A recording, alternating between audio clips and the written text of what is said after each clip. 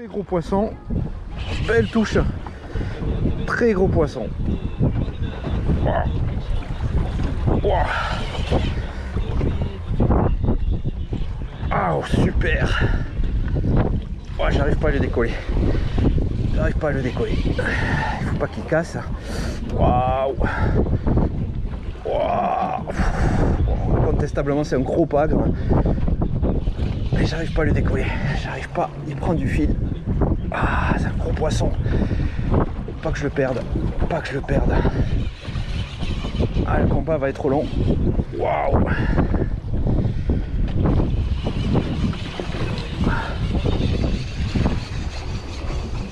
Ah, je pense que j'ai une mauvaise nouvelle. C'est qu'il a décroché. Punaise. C'est pas vrai.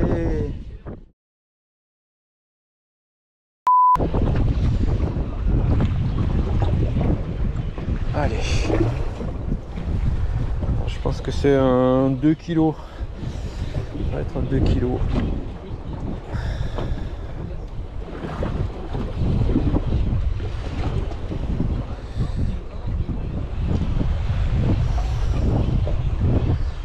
Allez, 40 mètres. Oh putain. Ah, c'est pas vrai. Poisson décroché. Poisson décroché, c'est pas possible. Putain, mais c'est pas vrai. Le poisson commence à se fatiguer un petit peu, fait un peu moins de rush. Mais il faut rester vigilant, toujours la canne en tension, jusqu'au dernier moment.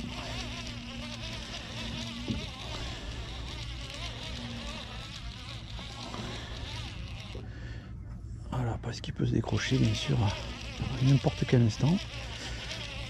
C'est pas ce qu'on a envie, hein.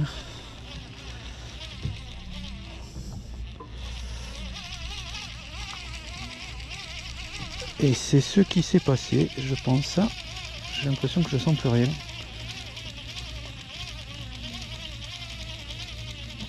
J'ai l'impression que je sens plus rien. Donc c'est un poisson qui s'est décroché à 20 mètres. Hein. Allez, deuxième poisson. Ça c'est sûr, c'est un pagre. Vu la touche.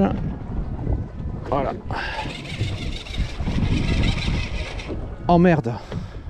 Décroché. Oh non.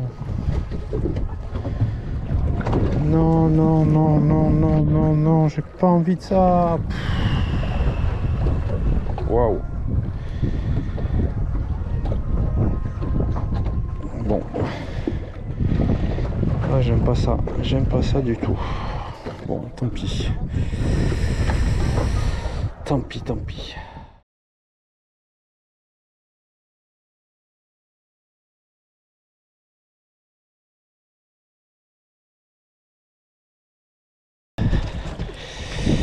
Ouais, c'est un poisson.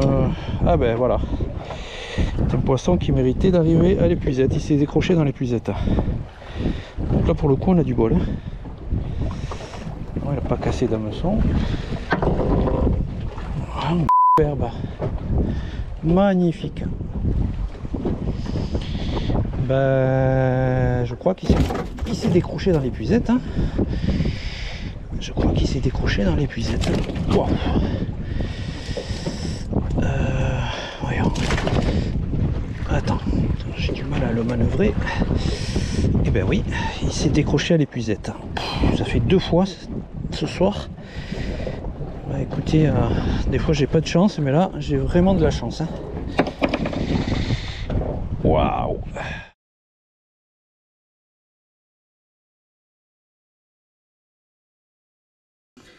Donc on se retrouve aujourd'hui pour parler de la qualité de vos hameçons dans la pêche profonde au pagre.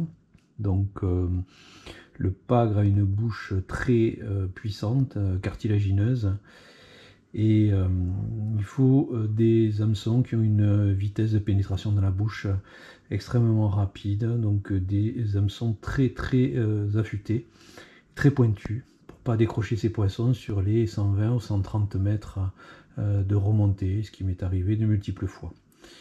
Donc retour d'expérience, je vais vous parler des jupes en fait, qui ont des hameçons qu'on ne peut pas changer. Donc c'est des jupes qui sont, enfin moi que j'aime bien, mais on ne peut pas changer les hameçons qui sont inclus dans la jupe. Donc voilà, j'ai deux jupes en fait identiques, une qui a fait 6 ou 7 sorties et qui a accroché ou décroché des poissons, et notamment qui a décroché un gros pagre. J'ai pas été attentif en fait au fait que les hameçons étaient très émoussés, et donc c'est ma faute. Voilà, c'est une erreur qu'il ne faut pas commettre et que je vous invite à ne pas commettre.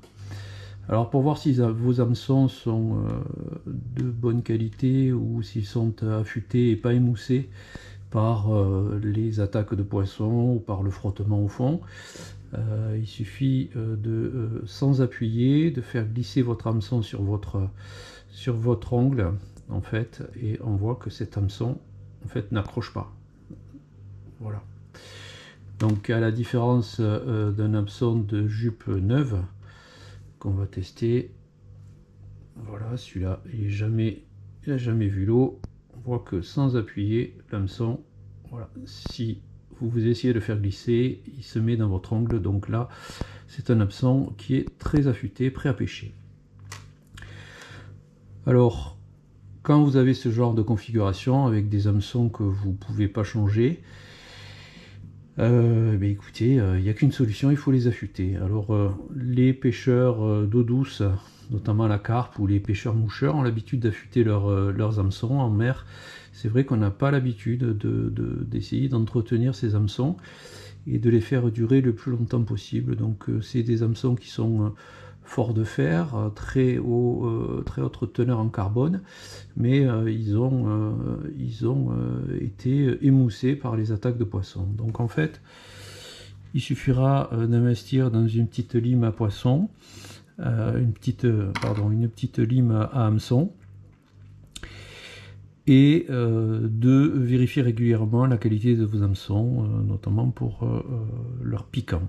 Donc je mets une petite goutte d'eau, voilà, et puis il suffit d'affûter. Alors moi je le fais dans le sens de la courbure. Donc là vous avez une rayure spéciale pour diriger votre hameçon.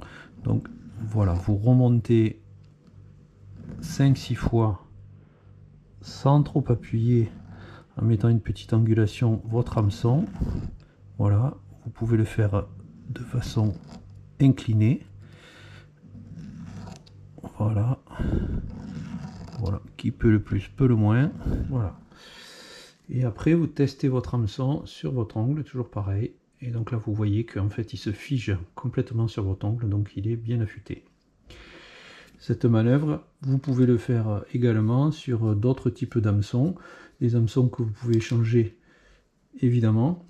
Donc ça augmente la durée de vie de vos hameçons, et ça vous évite d'avoir des mauvaises surprises quand vous attrapez un beau poisson qui fait votre journée de pêche après parfois des heures et des heures de pêche madaille. Donc quand vous crochetez un beau poisson et que vous le perdez à la remontée, c'est souvent parce que la qualité de vos hameçons n'a pas été exceptionnelle. Donc ça ne vous empêchera pas de décrocher les poissons, mais ça limitera quand même les décrochés, et ça peut faire la différence sur une journée de pêche. Donc j'espère que ces quelques conseils vous permettront d'augmenter le ratio entre les touches et les poissons que vous remonterez à bord, les poissons que vous mettrez au sec, et si possible les plus beaux poissons possibles.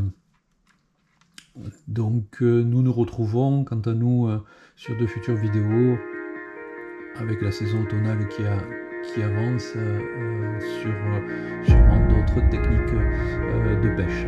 Ciao ciao, à très bientôt.